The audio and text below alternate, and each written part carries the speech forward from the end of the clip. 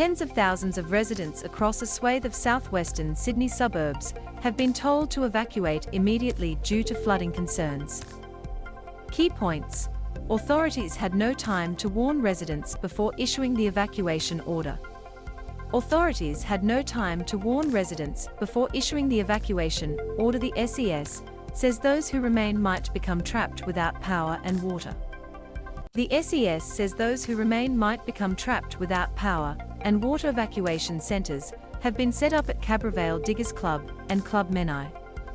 The State Emergency Service has issued evacuation orders for the following locations: Shipping Norton, George's Hall, Picnic Point, Pleasure Point, Sandy Point and parts of Lansvale, Holsworthy, Milperra, Moorebank and Warwick Farm.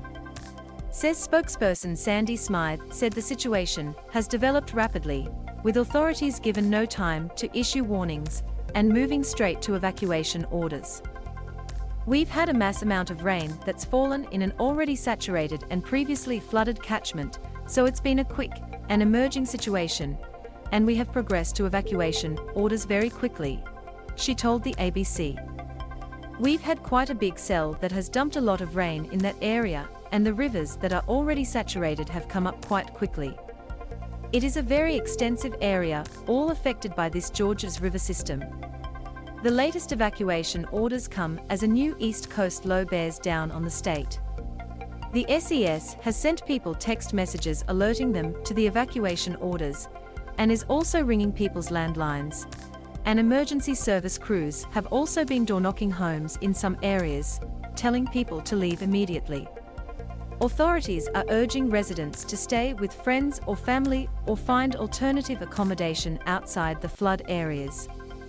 Evacuation centres have also been set up at Cabra-Vale Diggers Club in Canley Vale and Club Menai in Menai for those who need it. Heavy rain and wind has caused an increase in landslides around areas of NSW, like this one at Picton. It comes after evacuation orders were also issued for parts of Camden, also in Sydney's southwest, with residents in some areas told to leave by 9 p.m. on Monday night, and others advised to be out by midnight at the latest. The SES says if people don't heed the evacuation orders, they risk being cut off by rising floodwaters. If you remain in the area, you may be trapped without power, water and other essential services, and it may be too dangerous to rescue you, the evacuation order said. The latest evacuation orders come as a new East Coast low bears down on the state, and the Weather Bureau warned of more heavy rain, flooding and possible landslides for large parts of coastal New South Wales and inland as far as the Blue Mountains.